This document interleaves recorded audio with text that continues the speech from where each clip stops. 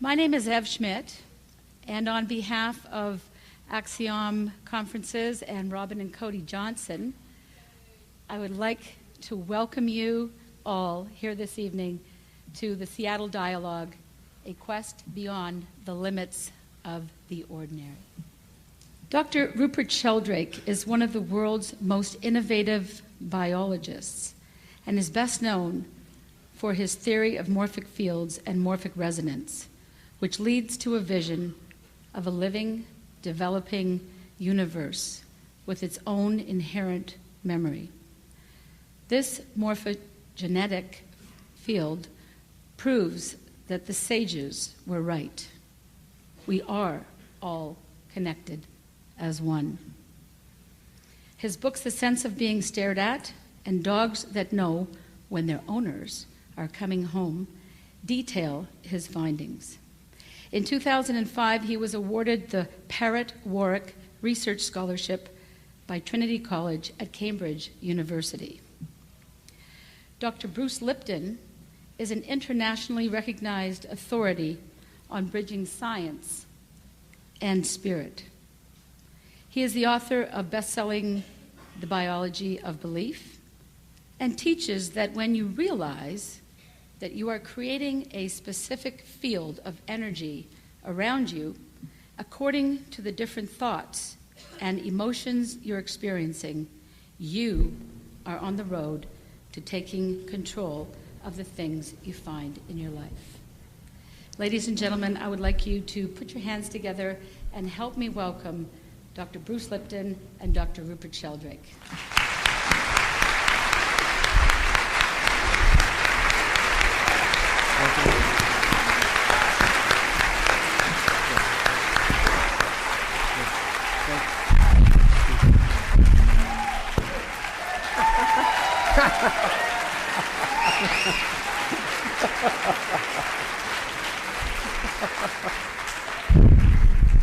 Well, I figured I'd start this off because this is a conversation that's been about 17 years in the process of getting to. I have a letter here that I just showed Rupert that he wrote to me back in May 1989. Back then I didn't have to use this, so it's a little different today. And I had sent Dr. Sheldrake a copy of a thesis on liquid crystal consciousness. And I figured I have to send it to somebody who was thinking bigger than the people I was working with at Stanford at the time. They didn't even want to talk about this stuff. And so I was really absolutely delighted and surprised that actually he wrote back that he even read it. So I got real excited and saved this letter for 20 years now. And he writes, Dear Bruce Lipton, Dickie passed on to me a copy of your essay on liquid crystal consciousness, which I've read with much interest. That was already a good start. And then he says, I like your evocation of the dynamic resonant qualities of the cell membranes. You make a good case for this integrative role, and this is convincing. The rest of it, well, some of my things weren't that clear, apparently, so I stopped reading at that part because that was the good part. But now we have a chance to talk about it. It's only been 17 years, so I appreciate this wonderful opportunity, Rupert. Well, so do I. And although we've met a couple of times before, we've never really had a chance to talk. So this is really our first opportunity, and I'm really pleased it's happened. And in case you're wondering whether we've spent the afternoon going through the real conversation before we meet here, the answer is no. I flew in just a little while ago on a float plane from Canada. And so actually this is the conversation. So I was, when I got your letter and when I read your stuff, Bruce, I was very excited, in fact, because there are not many biologists who think outside the box. And it was a small number then, and I would say it's an even smaller number now. Absolutely, but the company is wonderful, so I appreciate that very much. Yes. Well, the way I saw it really was that having read some of your more recent things and looking at and seen one or two of your presentations, both of us started from biochemistry and molecular biology. When I was working in developmental biology, I got very interested in the idea of organizing fields, morphogenetic fields, which organize living systems, as it were, from the top down. You've made a really detailed and thorough study of the molecular mechanisms and the nature of membranes, quantum tunneling processes, and so on. So your approach seems to me more from the bottom up, at least when you're dealing with cells. Of course, once you're dealing with belief, you're dealing with very high level. Past the membrane quite a bit. Yes, that point, yeah. It seems to have leaped far beyond the membrane, yes. But your stuff on membranes I find extremely congenial because I was always convinced. I had a rather eccentric professor at Cambridge who, in the tutorial system there, which when I was at Clare College, I had one-on-one tutorials with this guy. Brilliant scientist, Professor Neville Wilmer, he was called. His particular obsession was membranes. And so week after week, I got these theories of membranes from Professor Wilmer. I later discovered that nobody else really appreciated quite what he was saying. But it was interesting, just so that people will know this, because I was at the time working on it, that most people in my field were looking at membranes like saran wrap that held the cytoplasm together and basically didn't do very much more than that. So this was a completely off base, in a sense, of conventional thinking. Yes. Well, I was sort of raised by an unconventional thinker without knowing it. And so his thing was, he worked with a small unicellular organism called Naegleria. And Naegleria lives on bacteria, and it goes around like an amoeba, engulfing things. But if you change the ionic balance, raise the proportion of potassium ions in its environment, it completely changes. Its shape changes, it grows a flagellum, and it becomes a flagellated organism and swims around with a flagellum. And then if you change it back, it changes back again. And he showed me very convincingly, this is the same genes, it's got the same nucleus, it's got the same genetic instructions, and yet its membrane can be organized in two totally different ways. He then went on to show that most cells in our own bodies fall into these two main categories. One lot are more like amoebas, the other lot are more like ciliated cells with flagella. The two most extreme examples being egg and sperm cells.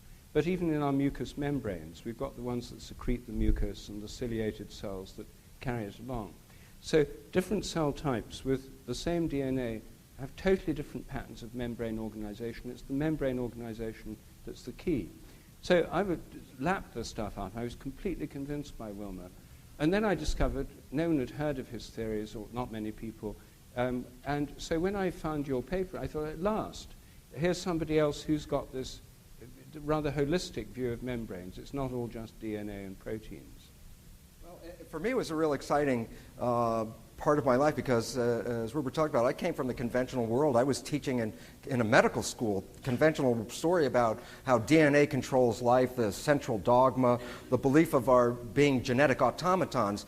And what got me really into this was that I was working on cloning stem cells. And it's interesting because today we talk about stem cells, some hot new thing that just came out. And my first stem cell cultures were in 1967. And I was cloning these stem cells.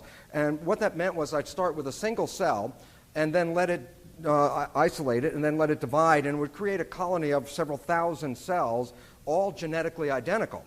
And so what I found was something very, very similar, is that if I took these cells and put in Petri dish A with conditions A, they form muscle. But if I took the same genetic cells and put them in another Petri dish with a different environment, they started to form bone, or even a third dish with a different environment, they started to form fat cells. And here I am in the middle of this whole world based on genetics as a controlling factor of life, and I realized, well, these are all genetically identical. The only thing that changed was the environment, and the environment controlled the cells, and that led me on a track to identify how could the environment influence what we thought was genetic control. And that led me to the understanding of the membrane as this interface. And it was fun because what I was really finding is that the membrane was an intelligent mechanism. It would read what was going on in the world around it and then send information into the cell to adjust the biology to meet the demands of the world. And so why that became important is I started recognizing, well, the information that controls the cells is not in the cell. The information that controls the cells is from the outside. And then Morphogenetic Fields came into my reading, and this was classic because of the pioneering effort to, he got out of the box big time when he wrote this book, because I realized most of my colleagues weren't going to even talk about it either, but I found there was a kindred spirit out there of seeing answers beyond what we were looking for. And I got excited. That's why I sent my work to Rupert, because I provided a mechanism by which the fields that Rupert was suggesting existed. I was showing a mechanism to convert those fields into the molecules that make biology. So it was like I didn't have to find the fields. He brought me the fields, and I came with a membrane. And it was like perfect marriage at that point. Yes. Well, I too.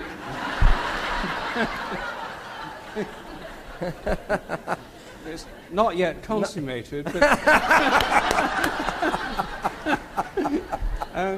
so I was actually I didn't realize that you'd started on stem cells, because when I was doing my PhD at Cambridge, I was working on tissue cultures, plant tissue cultures, and I had very much the same experience as you. The same cells, the same genetics, change the hormonal balance and the conditions in which they're growing. And so one lot would form callus cells just growing like wound tissue.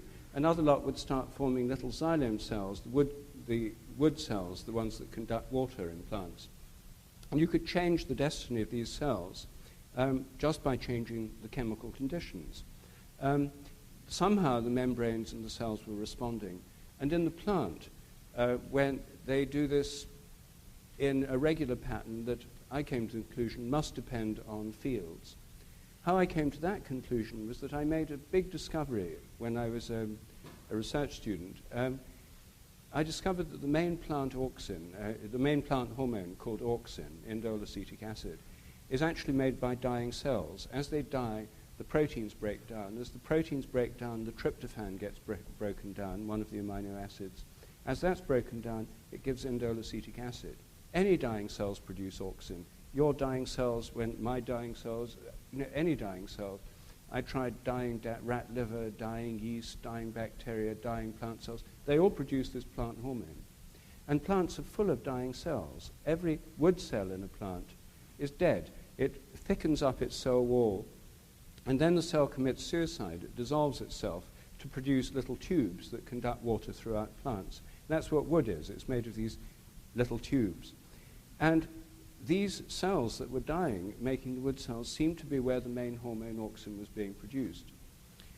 And this solved all sorts of problems in botany. It was, for me, a tremendously exciting discovery.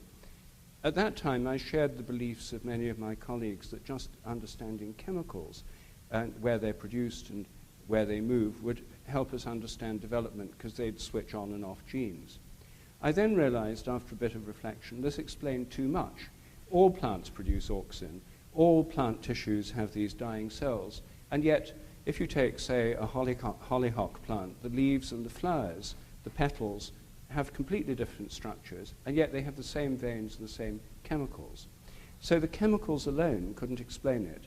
All plants have the same chemicals, yet they all have different shapes, and what's more, different parts of the plant have different shapes. That's what got me interested in morphogenetic fields, a concept I didn't invent myself. It was already there in the developmental biology literature since the 1920s.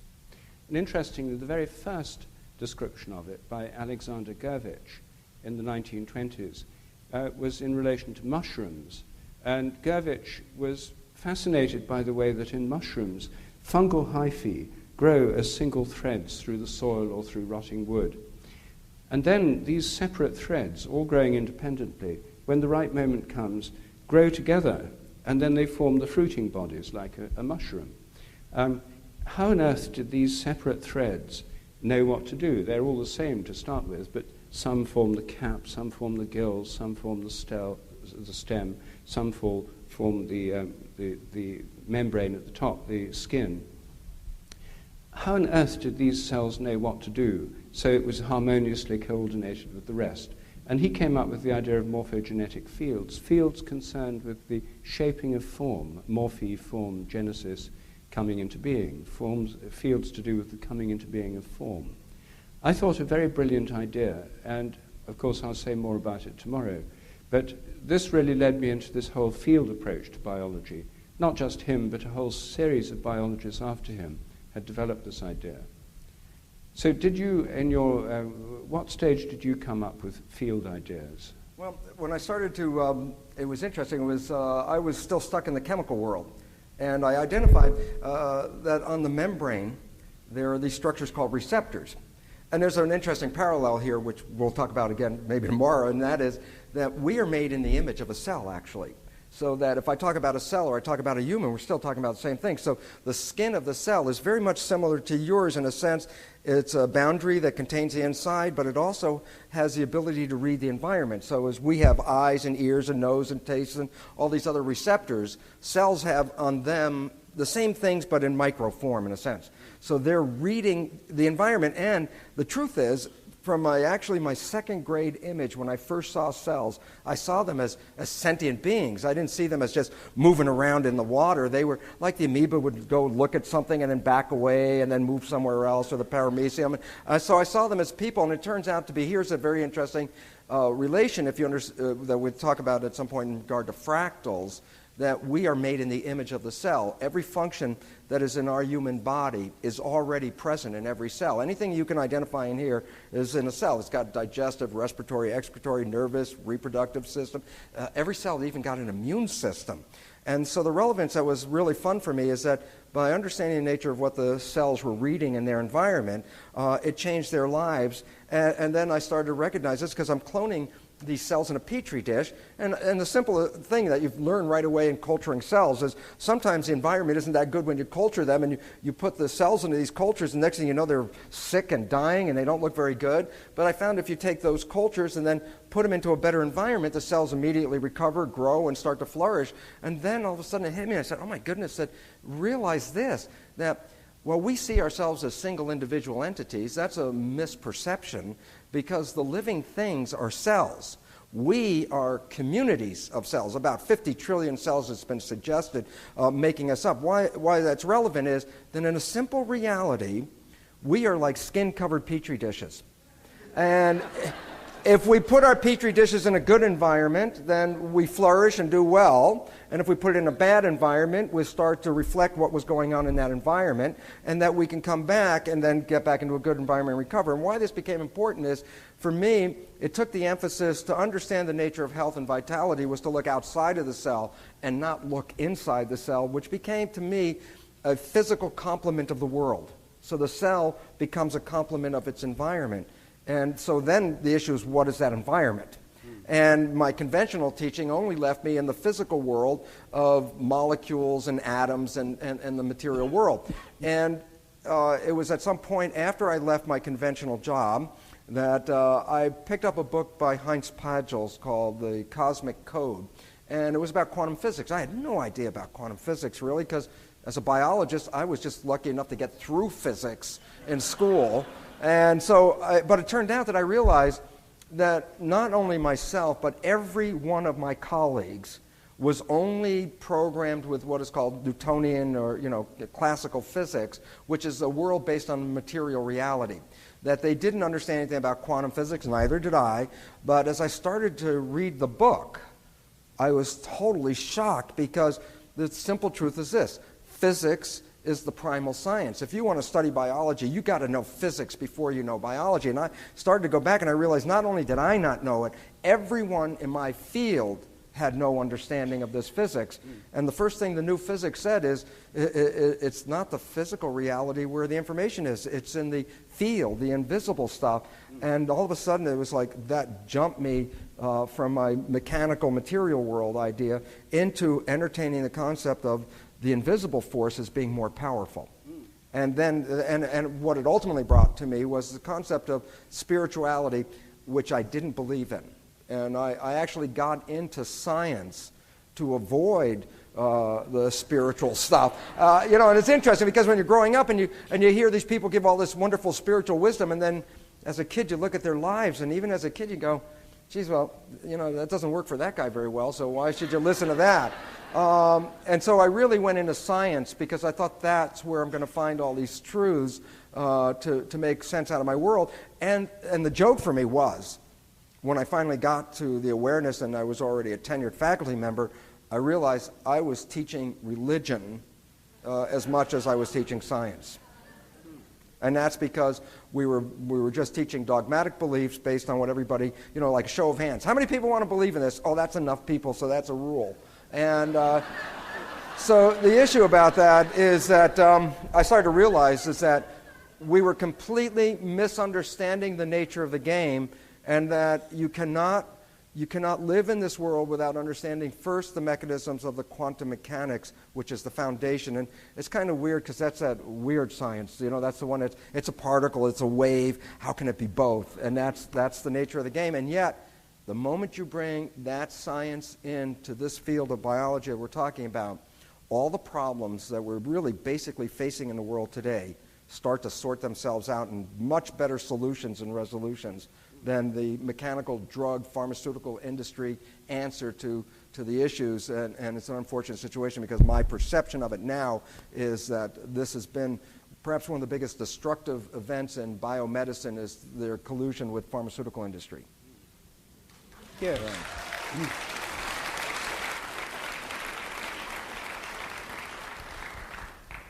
Well, I agree with you. I found that the surprising thing for me was that while in the 20th century physics had become more open, discovering more and more weird things, quantum theory, indeterminacy, all the different wave-particle duality, quantum non-locality. In cosmology, weird phenomena like quasars, now multiple universes, all this stuff was going on. Physics getting broader and broader and stranger.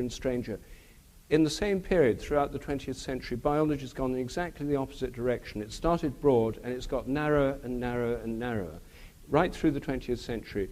As when I was an undergraduate, most biology was still semi-holistic. We still looked at living animals and plants. Not much, but I mean, the first thing, you brought them into the lab, and they were alive for the first few minutes till you killed them. But they don't even have that now. My son's just been studying biology at school, at high school in England, and in his whole course, it was all molecular biology. They didn't see a single living or dead organism. They don't even dissect things anymore. It's all just learning about molecules. So I think that this extreme reductionist molecular biology thing has got worse, a lot worse, and made biology much narrower. And I saw this when I was, again, a student at Cambridge. I was studying biochemistry, and we had a series of special seminars given by molecular biologists, and I was one of a hand-picked group invited in the evenings to hang out with Francis Crick and Sidney Brenner. Both of them got the Nobel Prize, both of them eminent Cambridge biologists. And they were trying to persuade us, who they thought was this group of promising biochemists, to go into molecular biology. This was in 1963. And they explained their approach, and it was very clear. Francis Crick said, we've figured out the genetic code in 10 years. He said, we've understood the basic key to life in 10 years. There are two basic problems still unsolved, developmental biology and consciousness. He said, the only reason they haven't been solved so far is the people who are studying them just aren't smart enough. He said, I'm taking consciousness, Sidney Brenner's taking developmental biology, and we'll have it figured out in 10 years in molecular terms. They believed this. It was a kind of evangelical crusade. They then persuaded grant-giving agencies, and later in the 70s and 80s, beginning then, investment companies to invest huge amounts in molecular biology, promising that sequencing the genome, the genetic modification of plants, all this kind of thing, would lead to huge profits. And the Human Genome Project was invented as a political move. The biologists have always suffered from physics envy. And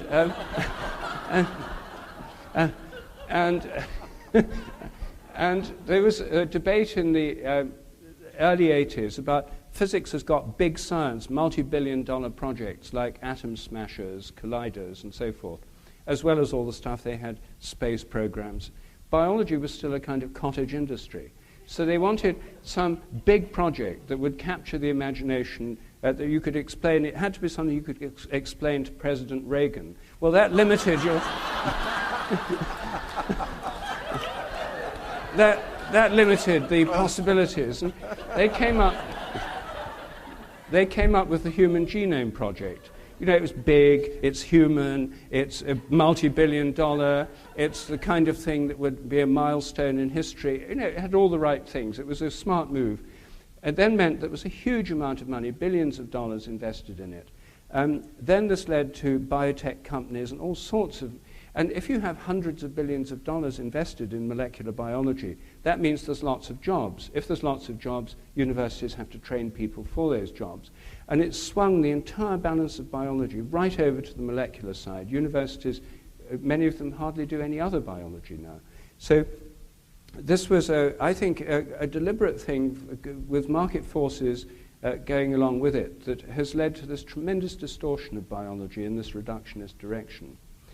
Of course, the Human Genome Project turned out to be a big disappointment. I mean, they were expecting that we'd all have by now, individualized medicine, all sorts of enormous benefits were supposed to flow. They didn't. And when the genome was finally sequenced, the private genome company, Celera Genomics, that was going to patent hundreds of human genes and make lots of money out of patenting genes, headed by Craig Venter, in 2000, their shares were trading at about $230 a share. Within a few months, they were about $8 a share. They're now $7 a share. And when people actually saw the results, and when there was a tremendous anticlimax, a tremendous sense of disappointment. And I read an interview with Craig Venter, who at least has a good sense of humor. He said, "I'm a guy that's made $1 million the hard way by working my way down from $1 billion."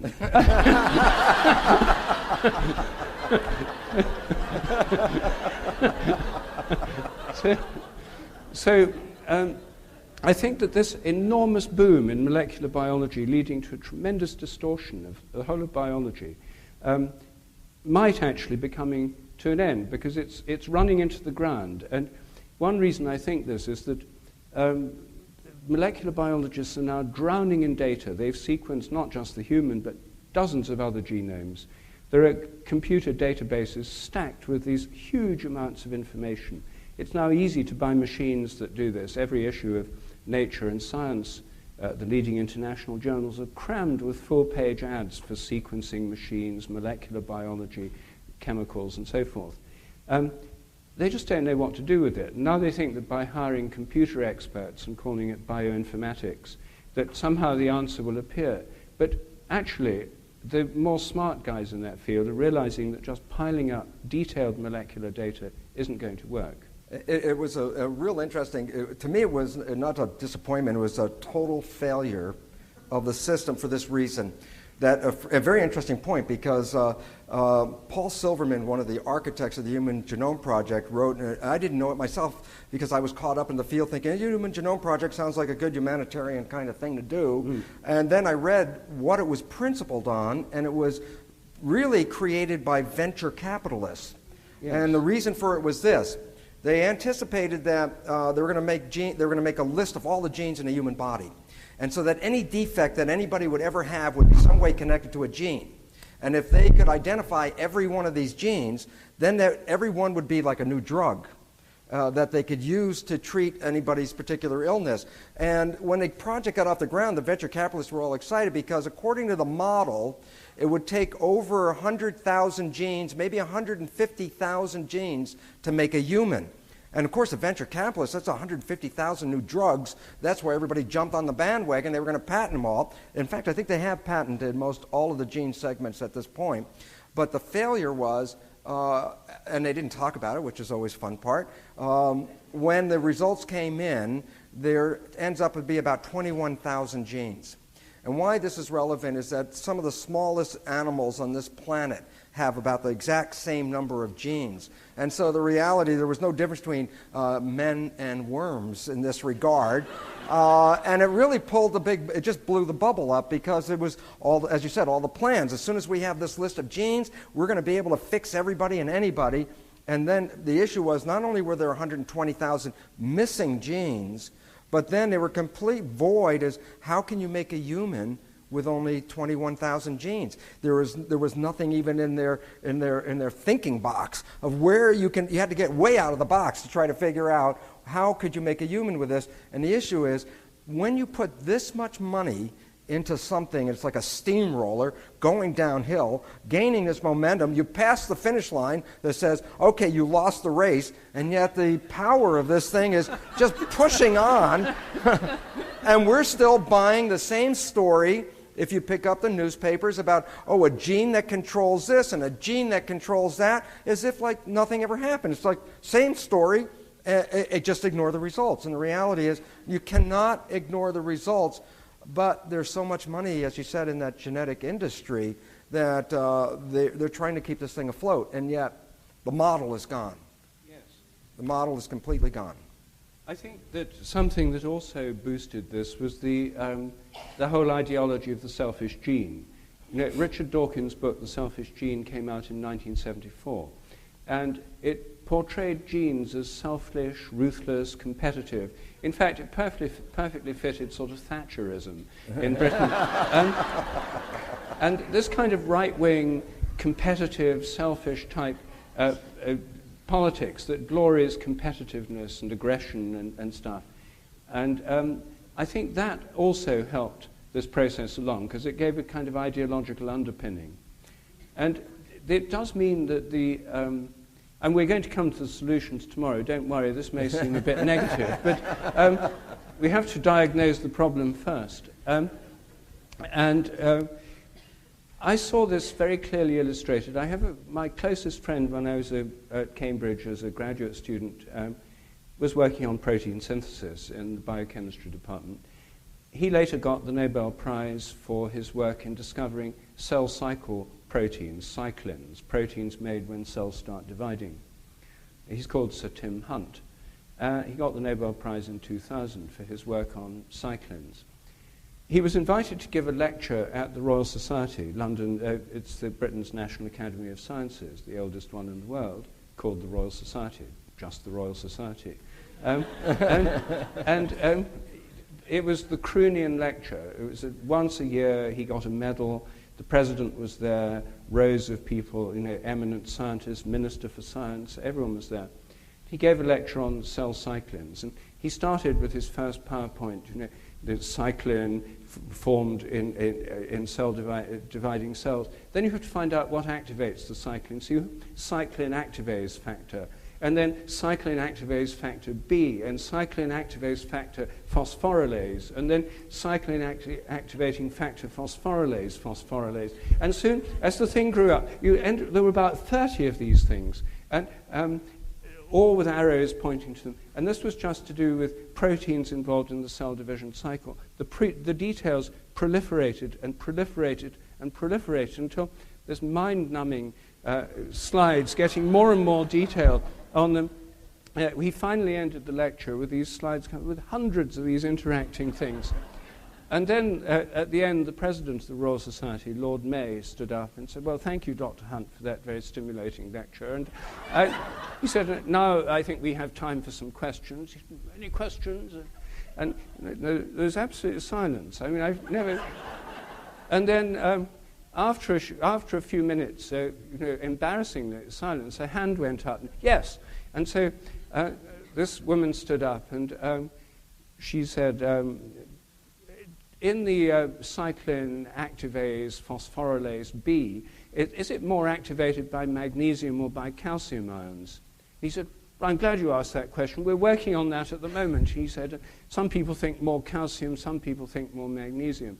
And then there was another silence, and I thought, well, I'd better help him out. He's my oldest friend in science. And so I put up my hand, and yes. And I said,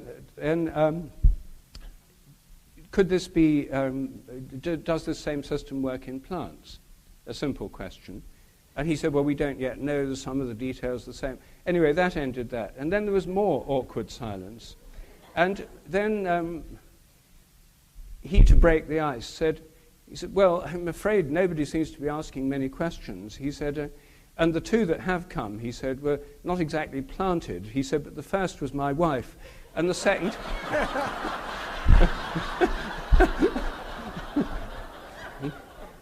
said the second was the Antichrist.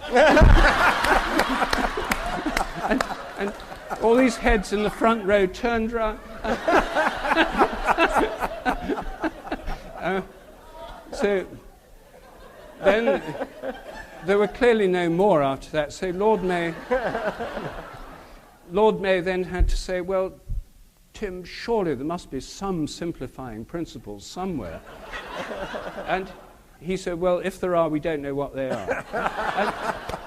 and this is it. This encapsulated for me, epitomized this proliferation of molecular detail. And so I really do feel that at last there's a realization dawning within the world of molecular biology that we need to go beyond all this molecular detail.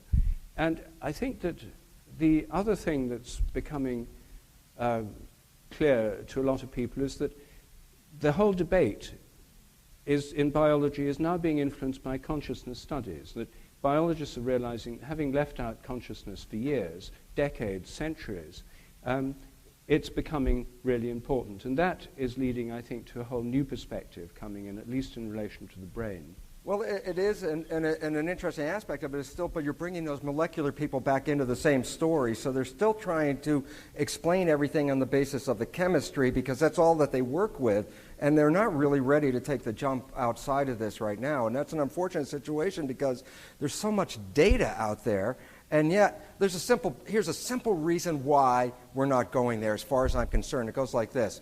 I could ask you a very simple question, and I go, are you aware that there are other kinds of more effective and more efficient ways of producing energy than fossil fuels? And almost everybody will say, yeah. And then I said, so where are they? And the answer is, well, it's not in the interest of the fossil fuel industry to sell these things. Okay? Now, when it comes to biology, there's the drug company. They sell chemicals. They sell drugs. And if you come up with energy healing or, fields and invisible forces, that's completely to them is like the free energy devices for the petroleum people. They will actually stop the research in that area, take away the money, or send the skeptics to your house. Like I'm sure you must have, on Halloween, skeptics show up a lot.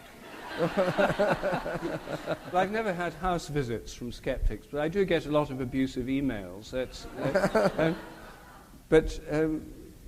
Yeah, I think actually in relation to the health thing, it's interesting. Drug companies have one set of interests, but insurance companies and socialized medicine providers have different ones. And there's an interesting debate in Britain at the moment because we have a socialized medicine system which is paid for from taxes. And of course it's getting more and more expensive. And it's very difficult for governments all over Europe where there's pretty good social welfare provisions on the whole. Do they raise taxes, very unpopular, to pay for ever more expensive medicine? Or do they somehow try and deliver it cheaper?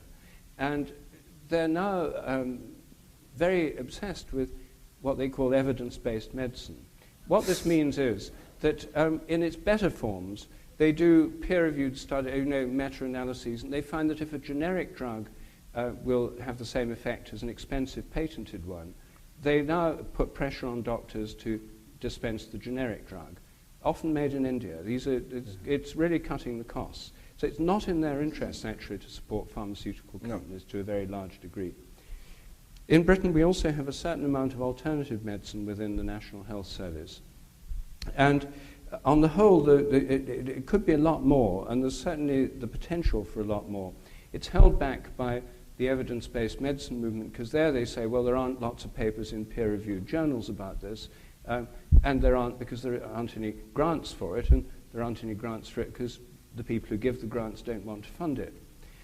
I'm now running a campaign in Britain to try and persuade the government to take up evidence-based medicine properly and do outcome studies.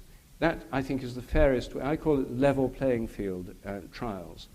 Take a condition like lower back pain that lots of people have, or cold sores, or something like that, or migraine headaches.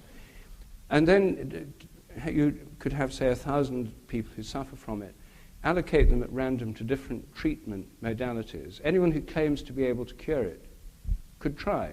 Homeopaths, acupuncturists, chiropractors, craniosacral osteopaths, naturopaths, Anyone who claims to be able to, acupuncturists, anyone who claims to be able to, physiotherapists, they could all have a go. And you just see general practitioners, just how they all turn out in comparison to the cost and the treatment, just simply the outcomes. Do people get equally better from all these? They might. Do people get better with some than others? Do the practitioners make a big difference? Rather, are they more important than the system? These kinds of outcome studies could, I think, actually tell us what we need to know, what works. Completely theory-free, completely pragmatic. And say it turned out that homeopathy worked best. Then, of course, the critics would say, well, that just proves they're getting a huge placebo effect. So, well, okay, if it's a big placebo effect, if they're getting a bigger placebo than anyone else, then that's the best treatment, if it's the most cost-effective. And so I went to a very interesting conference in London a few months ago on the placebo effect. And there were people from mainstream medical institutes who are now recognizing, yes, it's not just a nuisance in clinical trials. It's real, it's important, and it does something. There were other people from alternative medical research. There were skeptics and so on. But what became clear was that everyone agreed that the placebo effect, the body's own healing capacities, are important, and they're at work in all forms of medicine, including conventional medicine. The final panel discussion was the most interesting bit. It was entitled, "Can there be an honest placebo?"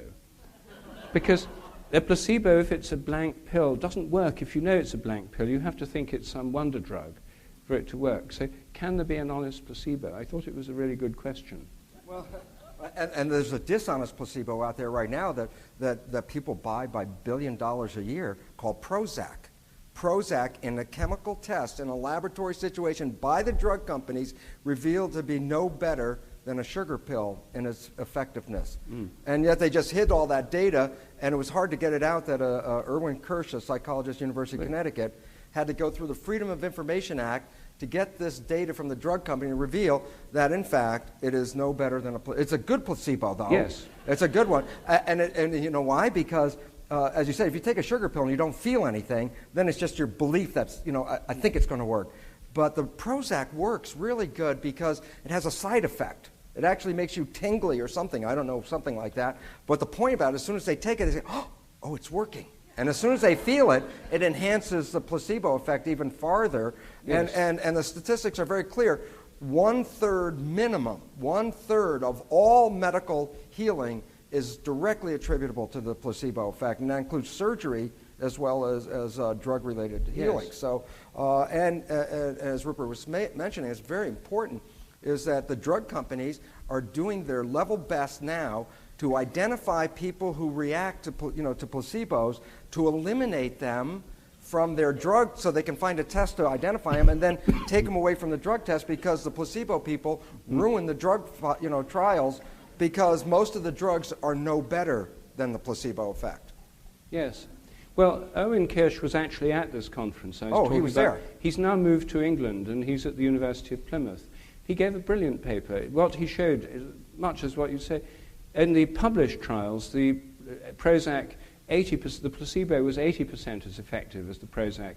In the unpublished trials that he got through Freedom of Information Act, it was 100% as effective. Oh, I didn't know that. Yes. Oh. He managed to get the drug companies to reveal them by using the Freedom of Information Act. They weren't in the published literature.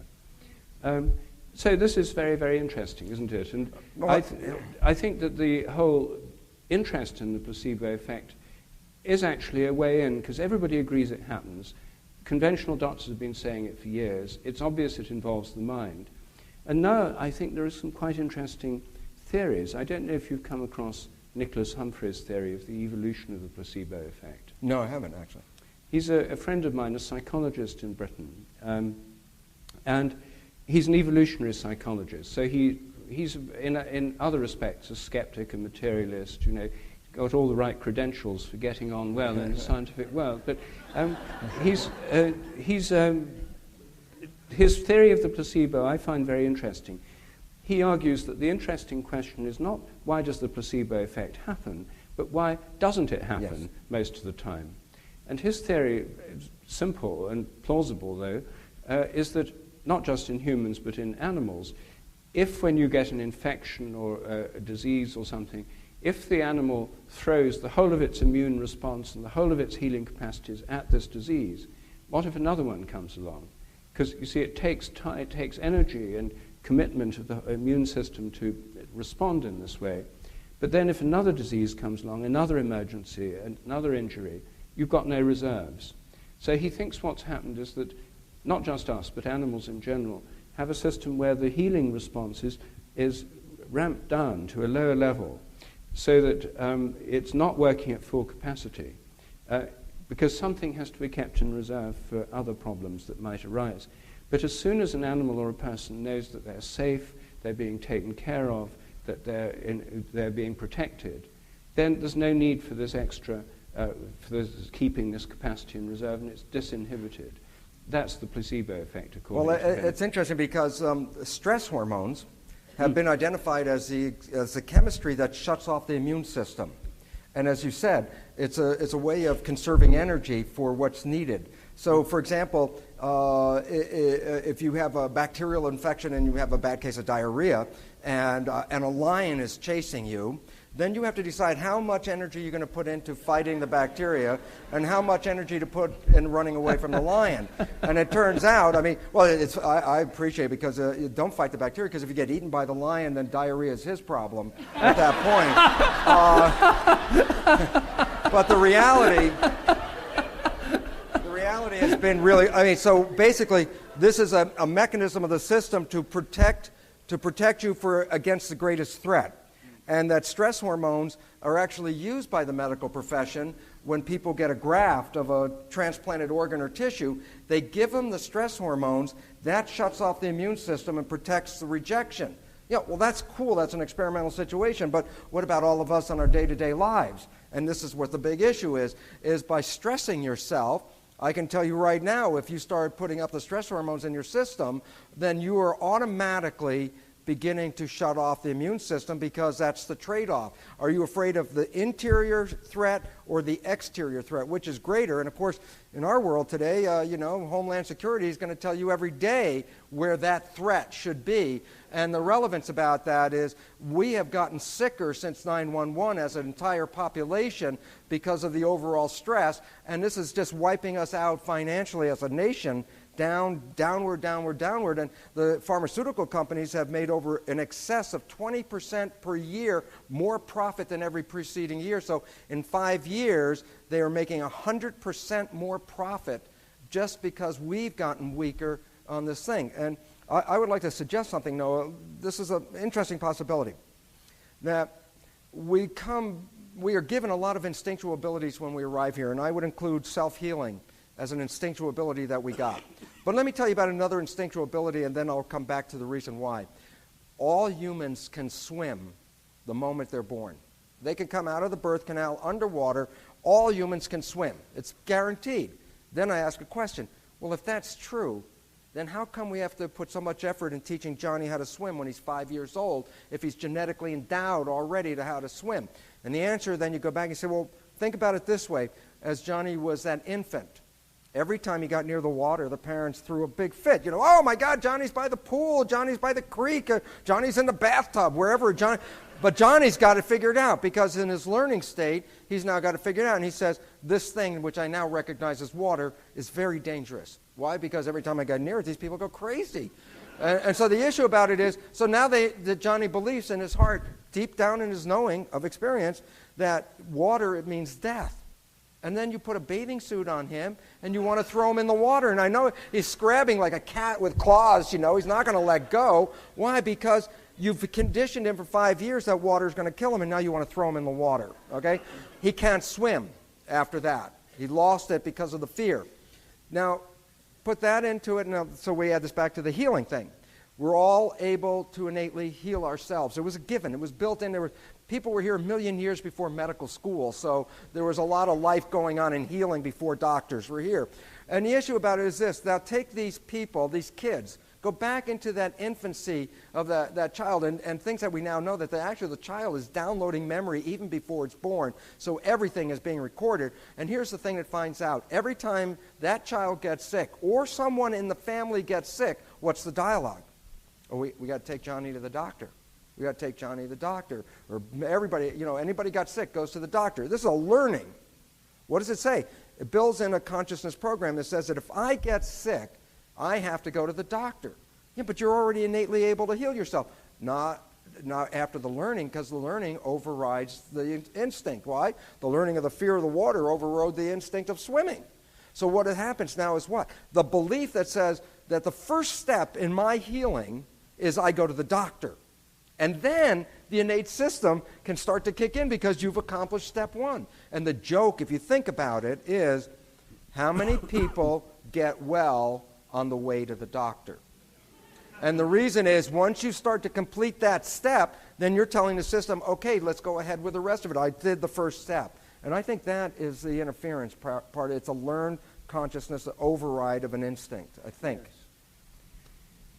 But then this, presumably though, the same belief step would kick in if you're going to an alternative doctor of one kind or another. There would be no difference there, maybe surely. Even more so, because if you get enough people to say, I went to this practitioner, and there's enough belief behind that practitioner, then yes. that's an enhancer for healing as well. Yes. So I would certainly go along with that, yeah. And I think that's very interesting because as you're dealing with England of how to deal with this, in the U.S., we're already past 50% of the people that will go to an alternative healer before they go to a medical doctor. Why? Because of A, personal experiences, and B, the experiences of all their other friends and their family people that have gone to the same kind of healing thing. So it's propagating its own self into a greater and greater percentage. And ultimately, we'll start to learn who we really are. And I think this is a problem for me.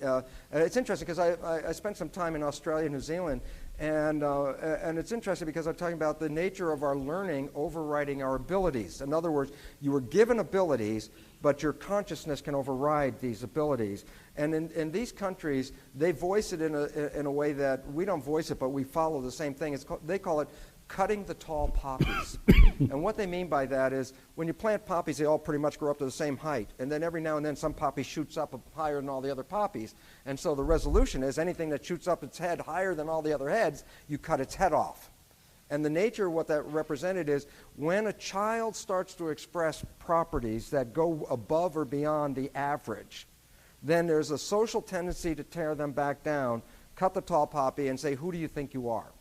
And this who do you think you are to me is the most important learning kind of thing, because if you doubt yourself, then no matter how capable you are of doing things, that doubt will pull the rug out from under it. So, for example, walking across hot coals. Now, people that walk across don't have doubt about that belief generally. And I don't think that they want to entertain a doubt, because if you halfway across and then say, wonder if I can do this, then it's too late, okay? But it's interesting because those that believe they'll get burned, and those that don't believe they'll get burned will not get burned. And that's only a matter of what's the difference. It was only a difference of their belief about it. I use another example, two more that I really like about this, because it really says you are far more powerful, except your beliefs undermine who you are.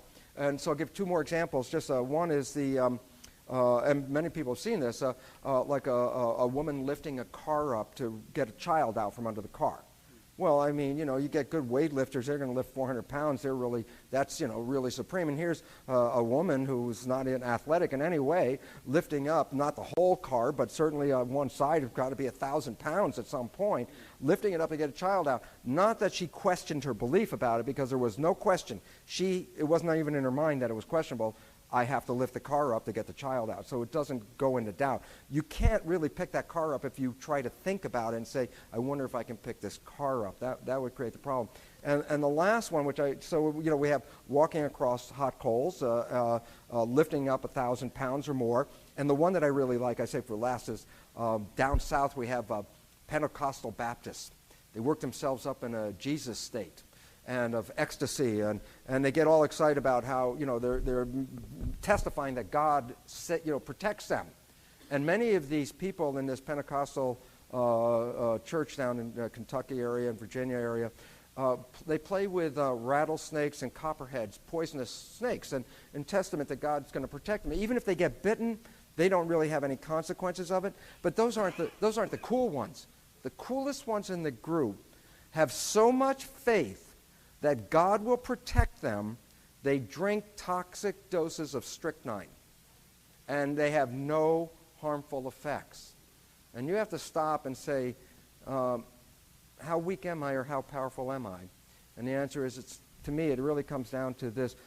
Who do you think you are in your belief issue and what we've been programmed with? And for me, when I started to become aware of this, it was really essential to go back and think about your childhood experiences where you were told all the things you couldn't do. And who do you think you are kind of things, and you don't deserve things. Well, every time those were implanted, those became programs that interfere with the unfolding of the system. And this consciousness can redirect the programming. So, yeah. Yes. Well, I agree, and I think that the importance of belief, which you point out very clearly and strongly, is just one aspect of the bigger question of the power of the mind and the nature of the mind. This is really the biggest unsolved question in science. And, for years, scientists simply ignored consciousness. It doesn't appear in physics and chemistry textbooks. And so biologists, thinking that all life could be reduced to physics and chemistry, ignored it too. Psychologists in much of the 20th century tried to pretend it didn't exist in behaviorism and similar academic disciplines. But now it's really firmly on the agenda. And what's so interesting is that the debates that happen, for example, in the Journal of Consciousness Studies or in Brain and Behavioral Sciences, have now more or less blown apart the naive materialism, nothing but the activity of the nerves. As soon as you start asking those questions and start looking at the details, it gets much more complicated, and simple answers don't work. And no one knows the answer, but the debate is opening up, and I think this is one of the most exciting areas of science at the moment. I hope to say something about it tomorrow. But I don't know if you follow the consciousness studies literature much, or is this an area? Well, it depends on what level you're talking about. If it's the one where I have to read the papers by taking a dictionary out and deciphering all their words, I don't read a lot of those. No. But I have been following on, so yes. lead me into where we're going with it. The other area that we don't have time to talk about really, but the other area that I think is really exciting is the way in which biological research is revealing that inheritance works in different ways from the standard DNA inheritance pattern. I know you're interested in this in epigenetics. I've been interested in recent research that shows that plants undergo mutations at vastly increased rates when under certain conditions in ways that ought not to happen. Bacteria undergo, they produce mutations they need when they're needed at far above the chance levels. More and more of this evidence is piling up, showing that the whole genetic system is no longer simple, just copies of DNA. There's much, much more going on. It's much more complicated and much more interesting. Well, yeah, and here comes the catch, though, for all this, because we want to do all this research. And yet, what has been very clearly demonstrated, and I think there's so many wonderful articles about this, is that as physicists have told us that the observer gets involved with creating a reality. And the science has now revealed very clearly that the experimenter's consciousness totally is involved with the outcome of these experiments. So the concept of the idea in the old days of, it's just all free experiments, now all of that has to be reconsidered in the context that the observer is altering the outcome of these experiments. And there's a lot of wonderful studies. I love one. Some people may have heard of Cleve Baxter. And he had shown that, for example, that if you take some brine shrimp and take them from a beaker where there's a big colony of them, and then take a small sample and take that small sample and stick it in distilled water, that causes these brine shrimp to blow up. I mean, for brine shrimp, agonizing situation. What he noticed is that when he dumped the little aliquot into the distilled water and those Artemia were beginning to die, that in the original colony that he took them from, there was tremendous activity and turmoil going on at the exact moment that the other ones were dying. So he's saying, oh my goodness, these colonies are connected. And I read about all that. That was pretty neat. But I read a paper that came out from 3 young guys who were working in an official biology laboratory with chemicals and all that kind of stuff like that. And they read that and they said, but we're growing brine shrimp. Let's just try this. And it was neat because they set up just like Cleve did the experiment. And every time they threw that little aliquot into distilled water, the original colony went crazy. And they got so excited, they said, now let's do this, write it up for publication. Well, now that science got into it, they said, well, to make it more regular and, more, repeatable, let's set it up so a computer runs it. And so the computer would take the aliquot out at a certain time, dump it into the distilled water, and then the machine would read the turmoil. The moment they put it on a computer, the experiments no longer worked. And it was published that they worked when they did it, but not when the computer did it. And so then you take that, and it's interesting because in the British Medical Journal, there was a series of articles about how the pharmaceutical industry is involved with the research, and what they found out was that when the same research is carried out by independent funds versus funds from the pharmaceutical company, that when it came from the pharmaceutical company, 4 to 5 times more likely to get results that supported their interest. And they weren't cheating, but they went into the issue with a total consciousness belief that they were believing what they wanted to see. And so to me, it's a real correction factor I think we have to bring back in, that we are not separate from our experiments and that we are contributing to the outcome. Well, let me just say one more thing. I think we should open this up for questions. One point on this, I published a study recently on how objective is regular science. If you look at, we know that in medicine they make a big thing about the importance of double-blind conditions. If the patient and the doctor know which pill is the placebo and which is the real one, it doesn't work. So you have to do those under blind conditions. In psychology, people do blind experiments because the expectations of the psychologist can affect the results. This is well established in medicine and psychology. I wanted to find out how much normal scientists are aware of the possibility of bias in their experiments. Is the fact that science is based on consensus because it's about objectively real reality, or is it because scientists themselves, by reaching a consensus, tend to produce similar results? And I did a series that looked at the top papers in physics, chemistry, and biology journals. In physics and chemistry journals, the percentage that involved blind techniques, not knowing which sample you're looking at, was 0. In biology, it was 0.4. In psychology, it was 10%. In medicine, it was 25%. It's only 25% even in the New England Journal of Medicine, Annals of Internal Medicine, and so forth. In parapsychology, it was 85%. So what this revealed to me is that the vast majority of science that we have going on at the moment is unprotected science. And there's the possibility of biases from the scientists, the observers, the intentions, their expectations is huge. I tried to persuade some scientists to do experiments of regular lab classes where students were given the usual biochemistry experiment, for example, activated enzyme, normal enzyme. I said half the class should do it where they're just labeled A and B, do it blind, and see if they get the same results as the students who are being trained as scientists of the future to get the expected results. Any scientist who's working in a lab has been trained for years to get the expected results through lab classes. But I haven't been able to persuade a single scientist to do this in the laboratory. I published this paper in the Skeptical Inquirer under the title, Could Experimental Effects Occur in the Physical and Biological Sciences? Asking card-carrying skeptics to carry out this crucial test because they claim to be interested in the objectivity of science. Not one came forward. I talked to a school teacher and head of science in a British school and tried to persuade him to do it because one of his assistants was keen to do it.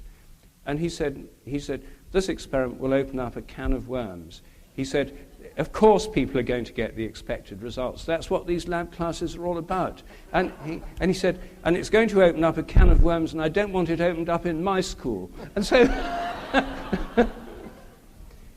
anyway, maybe we should hear from some others.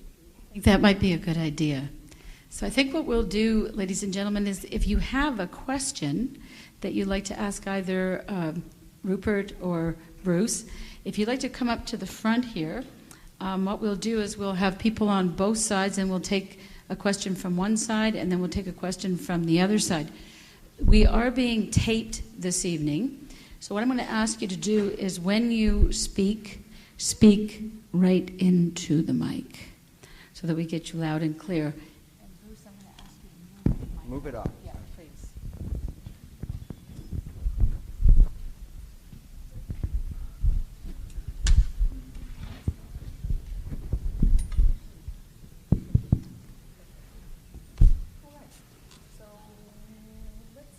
Let's go ladies first. Okay, thanks. I drove up here from Portland, Oregon, just to ask you this question. So regarding inheritance pattern, I just got your book, Presence of the Past. I haven't started to read it. I wish I would have before I came. I'm a shamanic healing practitioner and a psychotherapist and an advanced psyche practitioner, and actually took my first training with you, Bruce. And when I use psyche, I have suffering beings and dead people come forward for help, and also what appears to be ancestral curses that are, the farthest back I've been taken is to the 1400s, that are showing up in patterns in a marriage today. And I'm wondering about how this can be explained from a scientific perspective. Because my clients say to me, what is going on? And feel freaked out. So who's your question to? Both, either. Yeah. What's IK mean? Psyche, Oh, psyche. psychology, And energy kinesiology. Oh, I see, right. Mm-hmm. What do you want to start?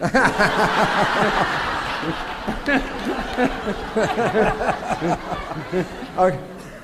Well, then now here comes a leap.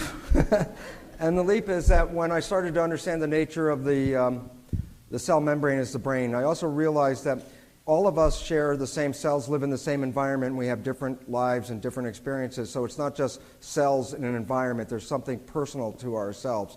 And I started to identify on the nature of our cell membranes. There are antennas, protein antennas, that are reading the field. That there's a different set of antennas on your cells than anybody else's cells in the world. And this is why we can't transplant tissue from one person to another, because the antennas are identity.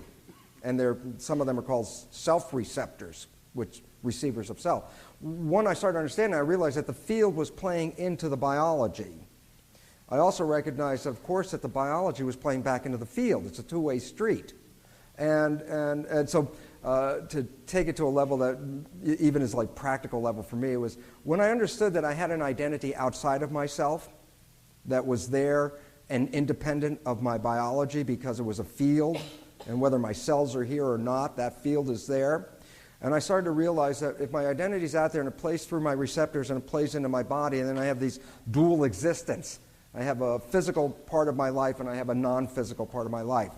And when I started to realize that, it's interesting because I asked my cells a question, and I realize now they're Jewish cells because I asked them a question, they answered with a question. I'm Jewish, Bruce. Be careful. So I asked my cells, well, if I have an outside there and an inside life here, why both? And the answer came out so clear at that moment. My cells just said, Bruce, if you were just a spiritual existence, what does chocolate taste like? If you're just a spiritual entity, what does a sunset look like? Or what does being in love feel like? And I realized, oh my goodness, there's this exchange. I get into this body and I can sense the world and I can experience it. But it's not just here. My experiencing, sensing is out here. I'm not in here, I'm out here. So that when I live a life, I am changing my source through my life as well. So it's a two-way street. So I think that we put information in the field, and once it's in the field, it's in the field. And that the next time an identity comes back with the same set of receptors, that individual is coming back in again at some point. That's my take on it.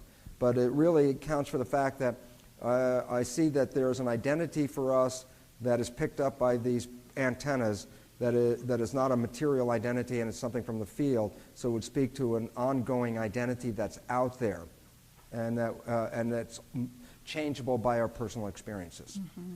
I don't know how that fits. A slightly different take I'd have.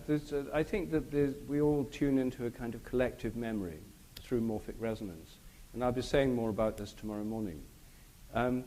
The collective memory into which we tune includes all people, but above all it includes people who are most like us. So members of our family, past generations, are particularly important in this memory that works through through morphic resonance.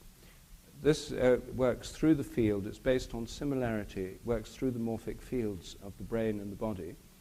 And in principle, things that have happened in past generations can affect what happens now. In fact, in animals, most of their instincts are habits inherited through morphic resonance. The shape of the body through the morphic fields is inherited through morphic resonance. This is a form of inheritance that depends on genes making the right proteins, but it goes way beyond what genes can do.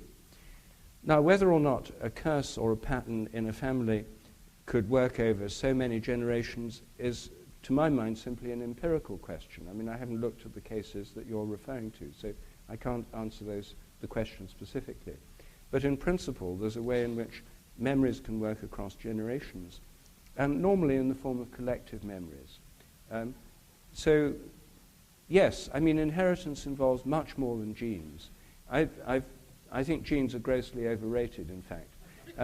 So the inheritance and morphic resonance, I think, is that part of it which gives rise to the organization of form, behavior, and instinct, which is inherited directly by this influence from the past. For those who are not familiar with the idea, it may sound totally obscure, but I'll try and make it a bit clearer tomorrow morning.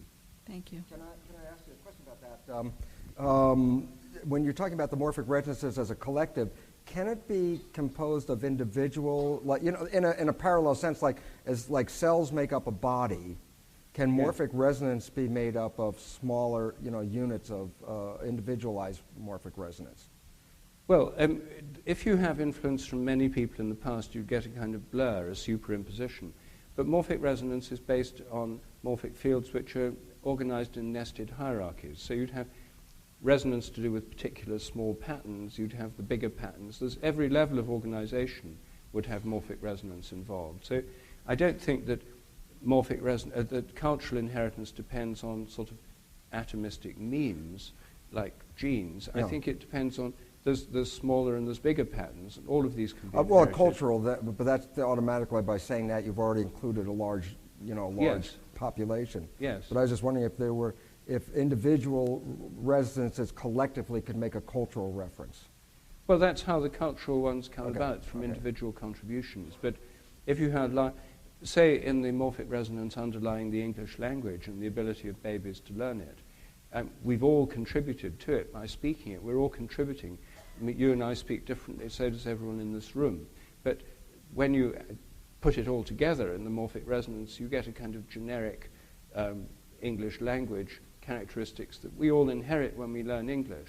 We each contribute to it. Some of us may even contribute new words, but the language as a whole is a composite from many individuals. They all contribute. But all the people who speak English have to be individuals. I mean, there is no sort of nebulous cultural English speaker that is beyond individuals, but we're all part of this field. Yeah, Sam Buck, San Juan Islands. So two things. One, Bruce, and when I loved it when you were people would in your field that you were a heretic, basically, yes. Because they're putting all the rules here, and they're saying the rules that don't really fit we'll put on the shelf, right? And you were just saying, yeah, but you can't really do that because they're here. And so it's the same thing, I think, with miracles that happen.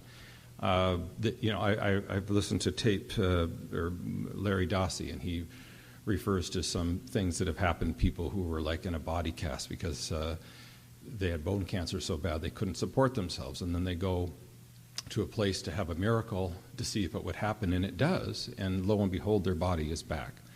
So it's the same kind of thing that happens. It gets put on a shelf and called a miracle.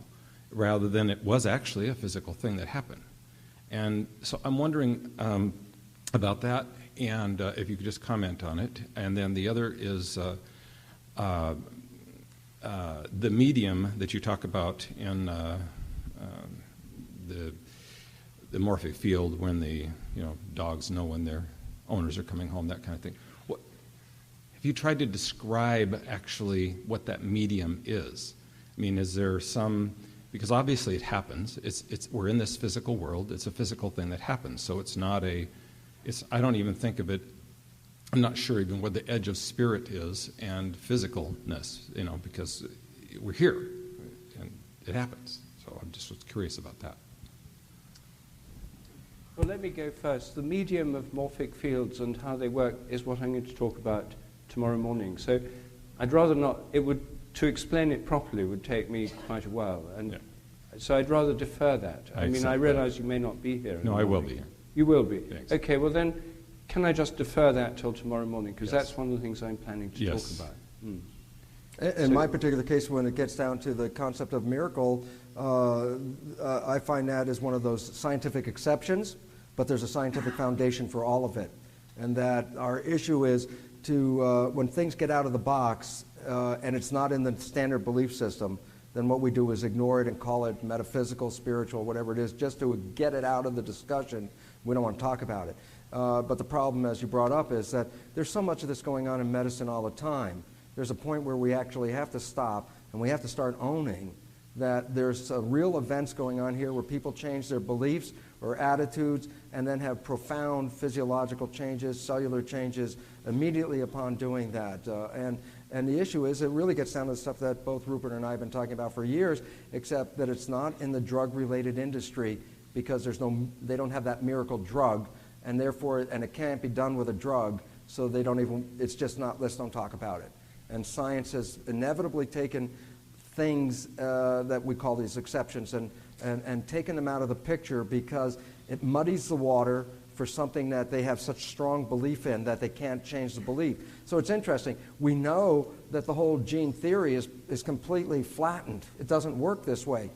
Yeah, but the media is still going on, still looking for genes. People are getting grants to look for genes that control things, and it doesn't even exist this way anymore. So for me, it's just sort of business as usual, keep the process going, and if you get enough people to believe in something like Prozac, then it'll work, and basically it's just a manipulation, and it's an unfortunate situation because it disempowers us by telling us that we do have that we don't have these abilities. That only that rare miracle exception can show that. And to me, that is the biggest problem we have because then it just says there are no powers, we're victims. And that's what they want us to be. And I'm very upset by that because the whole idea is to return power back to every one of us to walk across the fire and drink the poison. Those aren't miracles. Those are people exercising power. And so that's what we're looking at. Thank you. I hate to do this, but we're pretty well... No, we got a couple more. Do we? Okay. Carry on. Dr. Sheldrake, you were talking about the memory. No, you were talking about the dead cells that exist in vegetation and indeed in the human body, correct? Yes. Now, my question to you is predominantly to the vegetation species. If they're predominantly made up of dead cells, correct? Well, the wood is made of dead cells, okay. Yes. Now, is that dead wood or live wood? Well, I just need to qualify this, sorry, because I need to just follow my own train of thought here. If the cell is dead, how do you qualify dead? And indeed, is there memory that it is expiring, that this tree can live for over thousands of years? Okay,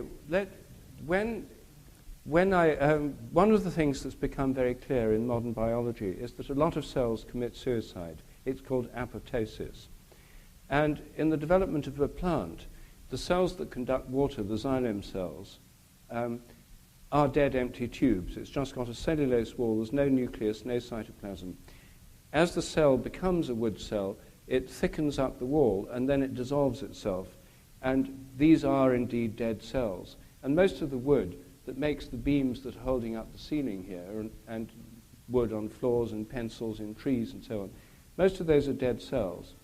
But there is, between the wood, there are what are called rays. They're called medullary rays, which are living cells that go, if you look at the wood and the grain of the wood, you have the annual rings, but you have things that radiate out from the center called medullary rays, which are made up of living cells that help keep the interior of the trunk protected and alive, except the very heart, the heartwood, where everything's dead.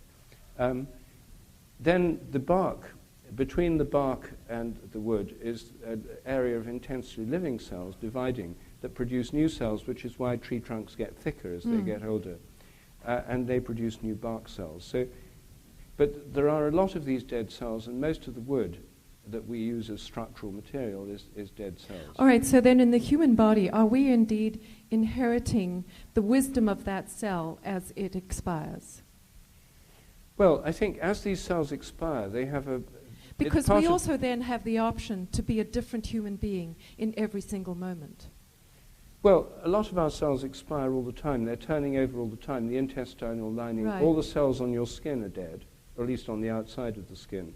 The red blood cells have lost their nucleus, and they only live about 120 days. So brain and muscle cells live much longer, but most cells of our body are actually dying and being replaced by new ones from stem cells. Right. So this is a normal process. Cell death is a normal part of life in plants and in animals.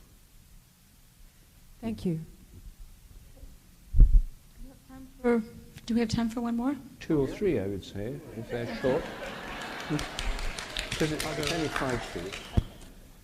I also drove from Portland to ask you these questions, but you guys are popular in Portland. So I'll kind of couch my question in something that Dr. Lipton said, which is the power of doubt. And so it seems to me that in the way science has progressed, and it's just where we've been in the stage of our culture, we have assumed away the energetic experiences, and we've focused on the things that we could make advances in understanding in. Now we're in a period of overshoot where our theories ourselves are kind of shackles, and that the people who are most focused on this think those of us who are thinking outside of that box are crazy. And so some of what we need to do is have a new model. And the question to me is in terms of, if you think about doubt, could we progress to a place where we're thinking about what is the physics and the structure of doubt? And is that an energetic state that exists in a person that can be diagnosed or can be intervened with, and not necessarily pharmaceutical, but in some other sort of a way? And so coming at the problem in a completely different way, and the way where I think it's interesting to have the two of you together is morphogenic fields. You said something that was the second part of my question, which is that they're in nested hierarchies. Because my question was, if you think of the relationship between data and metadata, so what is the metamorphogenetic field? What is the binding structure? And maybe you're going to get into this tomorrow because that's related to the medium. But it seems to me it is within there that we can understand a structure for doubt or for other conditions, energetic conditions within the human experience, that if we can model and study, we might be able to really unlock this. It's not just for people who can get themselves. I like to use Madonna as an example. She wasn't a great singer, but she was incredibly successful because she was very driven, and she just thought, I can do this. Same way, if I think I'm not going to get bitten, I'm not going to die by being bit by the snake, I don't get bit. So the nub of my question, bringing it all together, is, do you think morphogenetic fields are time-based? Are they limited in the same way that biology is, or is there a timelessness to them? Well, there's 3 questions here, really. Morphogenetic fields have a kind of memory. In that sense, they're time-based. They're based on what's happened in the past. They're in a nested hierarchy because what they organize is in a nested hierarchy. In cells, there are organelles. In organelles, there are molecules. The cells are in tissues. The tissues are in organs. The organs are in organisms. The organisms are in societies.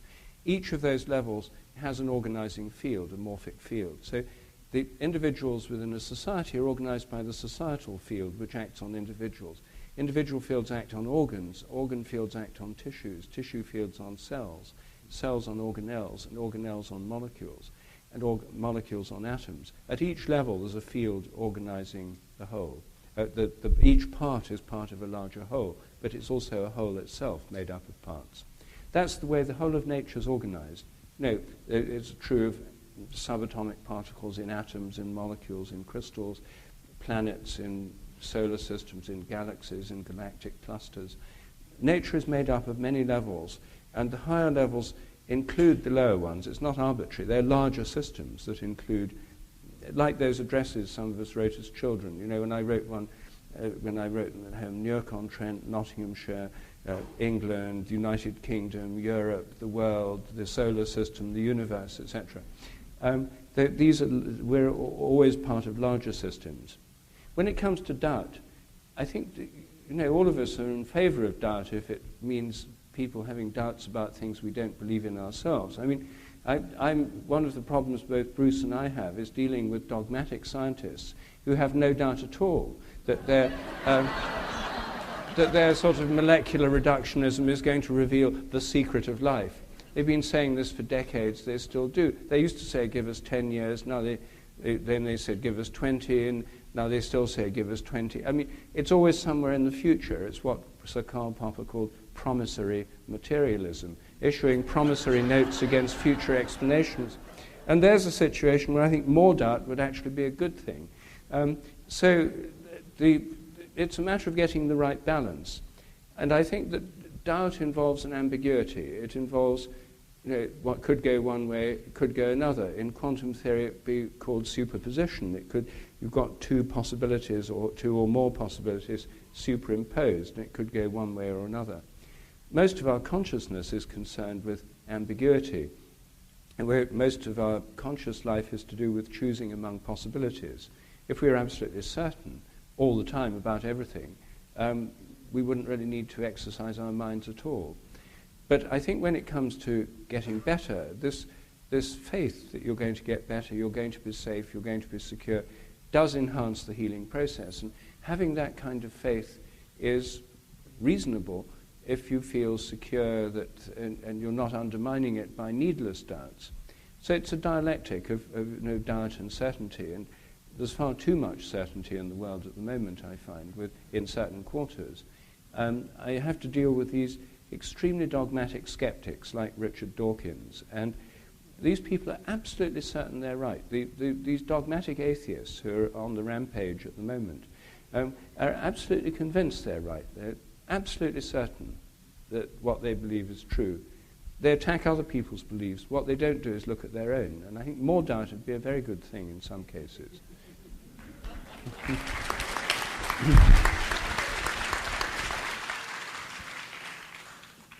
Gentlemen, I think will we take one more? One. At least one. Okay. If they're short ones. If they're short ones. Can we make them short and just really get to the question? With regards to the baby that was taught it can't swim. Yes. How do I identify those thousands of I can't swims in my life? And then more importantly, how do I get rid of them? Okay, good question. I'll try and make it short because that's a special part of tomorrow's program, because there's this issue that I'm really going to talk about where we believe that we're running our lives with our conscious beliefs and our desires and our wants and our wishes, that when it doesn't work out, then we always look around and say, well, it can't be my fault because these are all the wonderful things that I want. And it turns out that 95% of our life is coming from unconscious programming.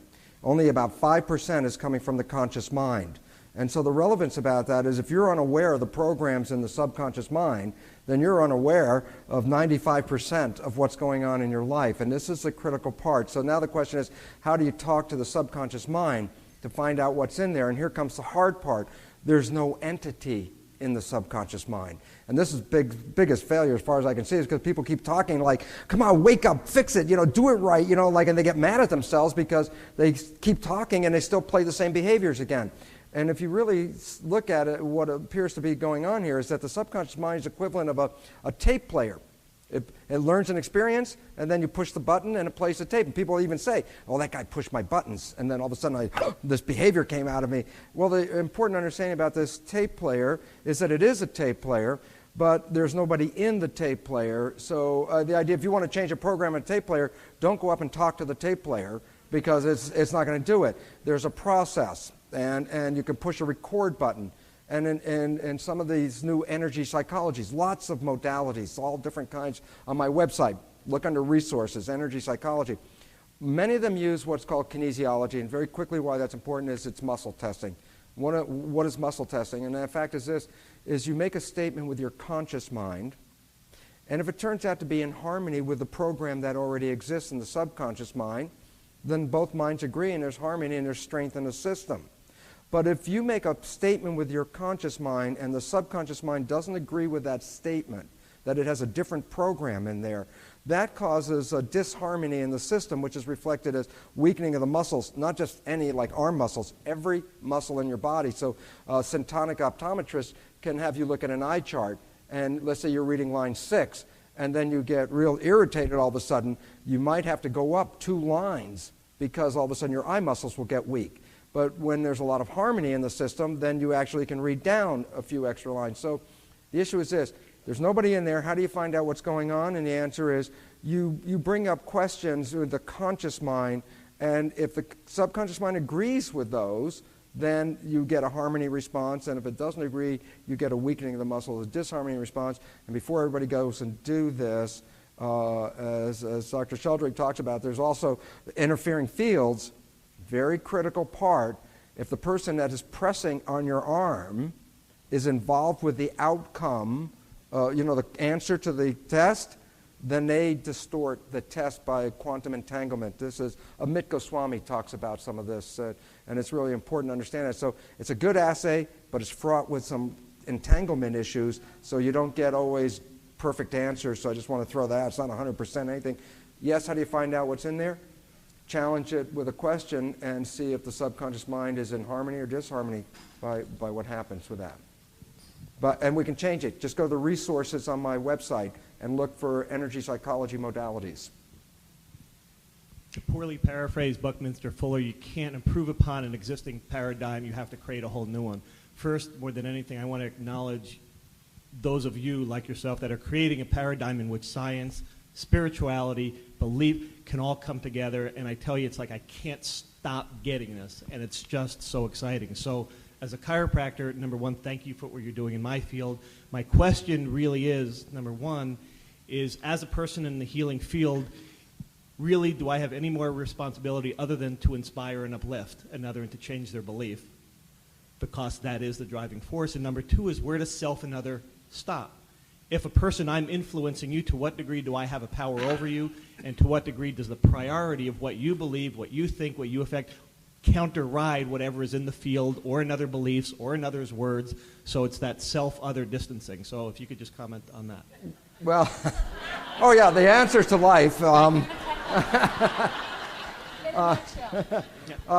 Basically, it comes back to entanglement. And the idea is everybody's entangled in the field, and yet you can block your field just as much as the people can block the heat from the hot coals from burning them or the strychnine from affecting their field. And they can allow you in if they're looking for a healing and they find you to be the healer, then that will facilitate that. And it's real interesting because a lot of chiropractors have really put their effort on the adjustment, the mechanical part, but it really turns out it's your heart and your intention and your desire to heal. When you're putting hands on people, that is the healing part. So it really is a dynamic between you and the patient, how much they want to get healed, how much their subconscious is going to allow them to go there. That's another critical part. A lot of people do not want to get healed for a very simple reason. When they were young, that is when they got most of their love. And so as they're getting older, their subconscious says, well, how am I going to get some of that love? And the answer was, go back to the program, and it says get sick. And that's very difficult to heal somebody who was winning from being sick. So it's not as simple just because somebody says they want to get healed, it's going to work. Thank you guys for changing that so much. Really. Thank you.